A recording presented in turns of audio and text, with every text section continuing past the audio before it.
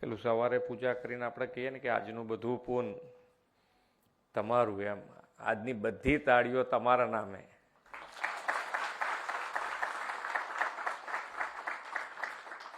UPSC 2024ની પરીક્ષામાં સફળ થયેલ 26 ઉમેદવારોના અભિનંદન સમારોહમાં આપણી સૌની સાથે મંચ ઉપર ઉપસ્થિત મારા સાથી ધારાસભ્ય શ્રી અમિતભાઈ ઠાકર, સ્પીપાના ડાયરેક્ટર જનરલ શ્રી હારીશ શુક્લાજી, આમંત્રિત સર્વ મહાનુભાવો, સફળતા પ્રાપ્ત કરનાર અને ભવિષ્યમાં સફળતા પ્રાપ્ત કરનાર જે છે એવા સૌ તાલીમાર્થીઓને મારા નમસ્કાર.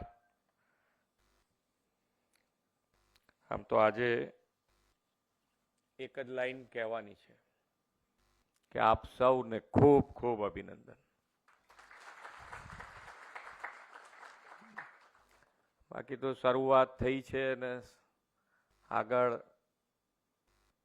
જેટલું વધશો એટલું બધું તમને કેવી રીતે આગળ વધવાનું છે, કેવી મુશ્કેલીઓ આવવાની છે, એ બધું ધીમે ધીમે દરેક વસ્તુ અમે ઘણી વખત કહીએ કે ભાઈ દરેક વસ્તુ શક્ય હોય તો કરવી છે, શક્ય ના હોય તો નહીં કરવાની. બે સરખા કામ હોય, એક જ સરખા કામ હોય, બે બાજુ બે અધિકારી જુદા જુદા હોય તો એક જણનું કામ થઈ જાય ને એક જણનું ના થાય.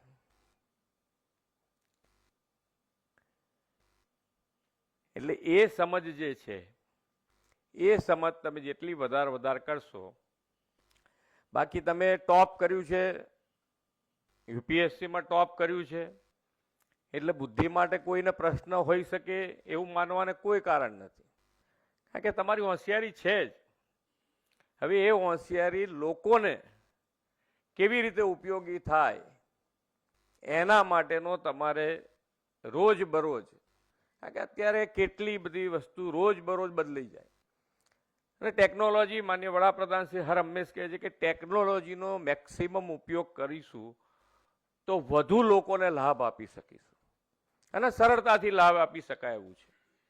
તો એના માટેનો તમે સૌથી વધારે ઉપયોગ કરશો એવી મારી પણ અપેક્ષા છે કે ભાઈ તમે ટેકનોલોજીનો વધુને વધુ ઉપયોગ કરો અને જેટલા ચેન્જીસ નવા આપણને શું શું મુશ્કેલીઓ પડવાની છે, ભવિષ્ય કેવી રીતે આગળ વધી શકાય, આપણા માટે તો માન્ય વડાપ્રધાન શ્રી જેને કહેવાય કે આગળનું જોઈ શકે છે. તમે જુઓ નાની વસ્તુ કે મોટી વસ્તુ બંનેમાં એમનું વિઝન છે કે ભાઈ આજે ચિપ્સ બનાવવી છે તો એ આપણા ભારતમાં અને ભારતમાં ગુજરાતમાં શરૂઆત કરાવી દીધી છે, પણ સાથે સાથે સમાજ જીવનને આગળ વધારવું હશે તો જે બેઝિક નીડ છે કે ભાઈ વરસાદ છે તો વરસાદનું ટીપે ટીપું કેવી રીતે બચાવી શકાય એનો આજથી જ શરૂઆત કરાવડાવી છે કે ભાઈ ભવિષ્યમાં અત્યારે પાણી વાપરી રહ્યા છે પણ પાણી વાપર્યા પછી આવતીકાલનું શું, તો એનું પણ અત્યારથી કેચ ધ રેન અંતર્ગત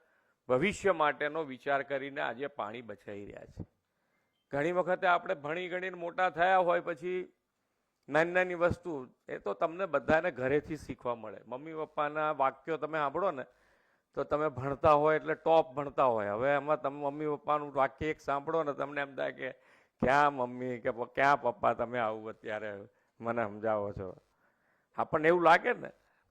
પણ એની અંદર નાની નાની વસ્તુ પછી આપણને ઘણી વખત ખબર પડતી હોય છે. મા બાપની ઘણી વાતો આપણને અમુક સ્ટેજ પછી ખબર પડે. મને બી એવું મારા જીવનમાં પણ હું ભણ્યો છું કે ભાઈ કેવી રીતની વાત હતી, મમ્મી પપ્પા શું કહેવા માંગતા હતા, શેના માટે કહેતા હતા, એ બધી અમુક ઉંમર ગયા પછી ખ્યાલ આવતો હોય. જ્યારે શરૂઆત થતી હોય, જ્યારે જુસ્સો હોય, જ્યારે આપણી હોશિયારીની લોકો ચારે બાજુ વાત કરતા હોય ત્યારે અમુક વખતે ખ્યાલ ના આવે. પણ એ વસ્તુ જો તમે મગજમાં લઈને ચાલશો અને આપણી સંસ્કૃતિ તો આપણે મગજમાં રાખવી જ જોઈએ. આપણી સંસ્કૃતિને સહેજ પણ આંચ ન આવે એ પ્રમાણેનો આપણો વ્યવહાર હોવો જોઈએ. કારણ કે અત્યારે જે જોઈ રહ્યા છે એ પ્રમાણે નાની મોટી લોકોની પ્રાયોરિટી અને પ્રાયોરિટીમાં કઈ બાજુની પ્રાયોરિટી નક્કી કરવી એ તમારા હાથમાં છે. તમે કઈ પ્રાયોરિટી પકડીને આગળ વધવા માંગો છો એ તમારા હાથમાં છે.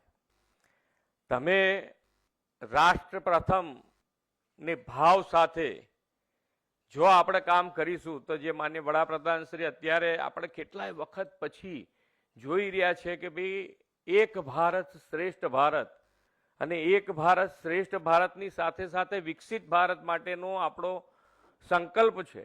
અને એમાં સૌથી વધારે જો કોઈ કામ કરી શકે એવું છે તો એ આજે ઉત્તીર્ણ થયેલા સૌ વિદ્યાર્થીઓ છે. સૌથી વધારે કામ કરવાનો મોકો તમને મળવાનો છે. તો એની અંદર કેવી રીતે તમે ઉપયોગી થઈ શકો છો એના માટેનો આપે વિચાર કરવો જોઈએ. અને ઘણી બધી તમને ઓપોર્ચ્યુનિટી મળવાની છે. તમને ઘણું બધું નોલેજ, વ્યવહાર અને બુદ્ધિલક્ષ્ય બંને તમને નોલેજ વધારનારું આગળ જેટલું વધતા જશો એમ મળતા જવાનું છે. પણ આજે તો એટલું કહીશું કે ભાઈ તમે લોક ઉપયોગી, આપણે લોકોની સેવા કરવા બેઠા છીએ. લોકોને મુશ્કેલી કઈ રીતે ઘટે એનો વિચાર કરવાનો છે. આ લખેલું છે એટલે હવે આમ ના જ થાય, આ લખેલું છે એટલે આવું ન જ કરી શકાય, એમાંથી બહાર નીકળીને એનો ઉપયોગ આ જે આવ્યો છે પબ્લિકમાંથી જે વ્યક્તિ આવ્યો છે એનું કામ કેવી રીતે હું સરળતાથી પૂરું કરી શકું, અથવા તો એનું કામ ન જ થાય એવું હોય તો એનું ક્લેરિટી એના મગજમાં નાખી દેવી પડે. તમારી પાસે એટલી હોશિયારી હોવી જોઈએ કે ગમે તેટલો ભણેલો હોય ના ભણેલો હોય પણ એના મગજમાં એટલી ક્લેરિટી આવી જાય કે આ ભાઈ આ કામ તું લઈને આવ્યો છે, કોઈ કાળે થવાનું નથી, તું ધક્કા ના ખાઈશ. ધક્કામાં ક્યાંક ધક્કા ખાય એટલે શું થાય? આપણા માટેનું એને શું થાય? આપણા માટે એને ધૃણા વધતી જાય કે યાર સાહેબ કે હું આટલી બધી વખત આવ્યો પણ મારું કામ નથી કરતું. જેટલી વખત વધારે આવે એટલી વખત તમારા માટે ઇમ્પ્રેશન શું લઈને જાય કે આ કામ નથી કરતું. એના કરતાં પહેલી જ વખતમાં એને સમજાવી દઈએ કે આ તારું કામ નથી જ થાય એવું, તો એને શાંતિ થઈ જાય કે ના બરોબર પૂરું.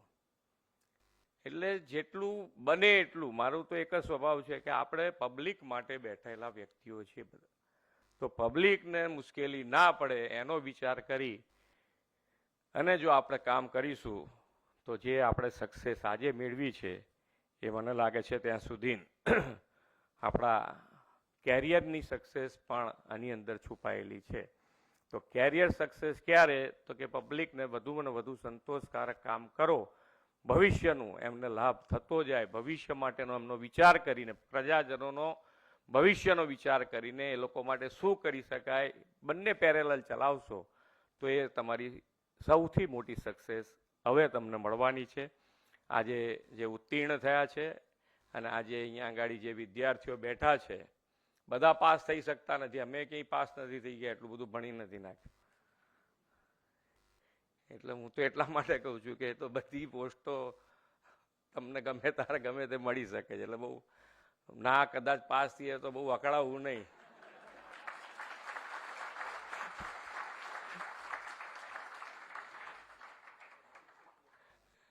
પછી આપણે હંમેશા દરેક કોઈ પણ ધર્મમાં તમે માનતા હો તો મા બાપને તો સૌથી વધારે સુખી જો કોઈને રાખવાના હોય તો મા બાપને રાખવા જોઈએ. આપણે અહીંયા બધા ઘણા બધા આયા છે એટલે બધા જ ફરીથી બધાને ખૂબ ખૂબ અભિનંદન આપીને વિરમું છું. ભારત માતા કી જય, વંદે માતરમ, જય જય ગરવી.